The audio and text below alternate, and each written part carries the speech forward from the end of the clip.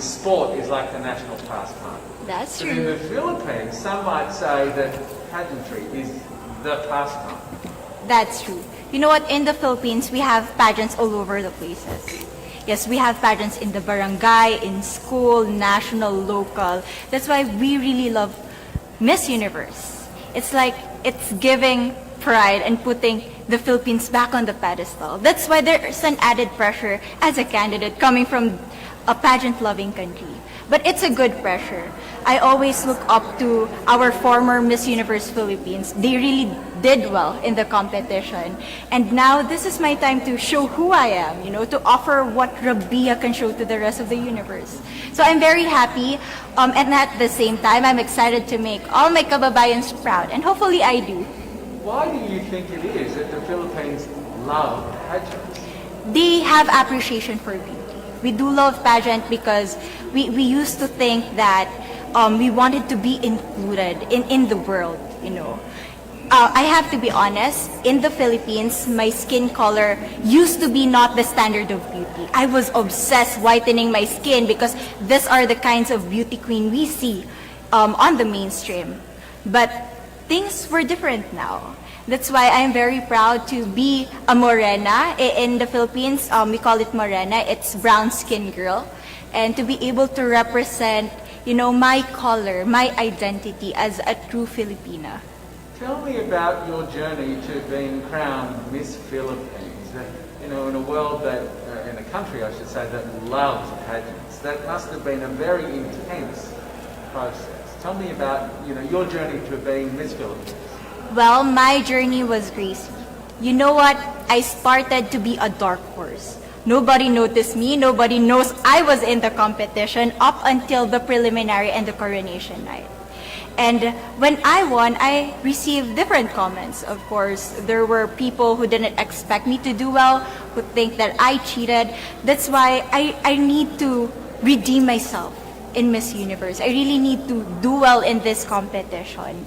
And the thing is, I love pressure.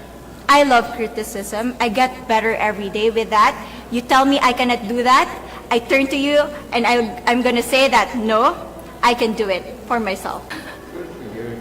So how does it feel then to be on the global stage? How do you feel to be here in this moment, right now? It's crazy, but I'm overwhelmed with the support, not just from the Filipino community, but also from Thailand, Latin countries who do appreciate me as a candidate, as a person. It motivates me that I am beautiful, I can offer so much in this world, and when somebody believes in you, it gives you that extra energy to really do well and perform well. Do you have a sense with the girls, all of the girls competing, you're competing, but is there a sense of camaraderie with all of the girls? Is there like a real spirit to, sort of motivate each other to do better?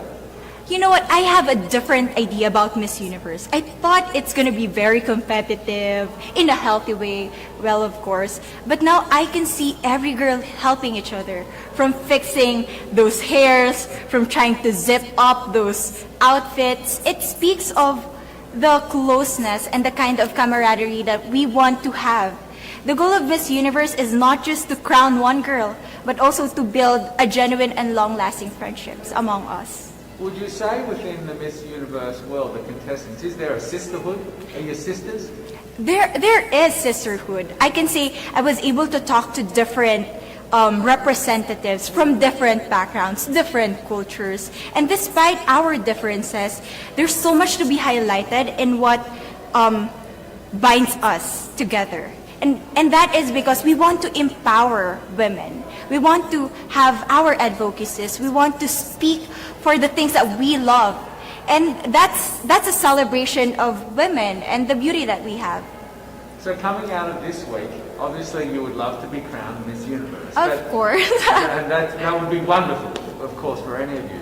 But what else will you take out of this week? What do you think you'll feel at the end of this week, regardless of the result?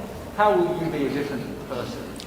It's the growth and the development that I was able to have during preparing for this journey.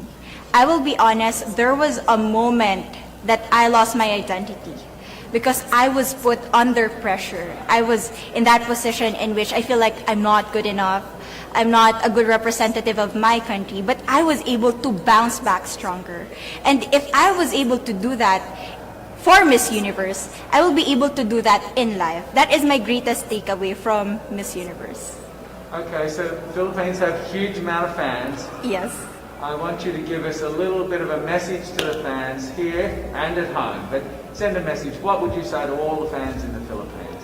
To all my fans from the Philippines and from all over the world, maraming salamat po. Thank you so much for loving me and for believing in me. It means a lot to somebody who is so naive in this industry, who has no idea how to become a beauty queen on the first day of my journey. But because of your love and support, I was able to be the woman that I am today. And regardless of the result, I may or I may not win the crown, but one thing is for sure, I'm gonna make you all proud.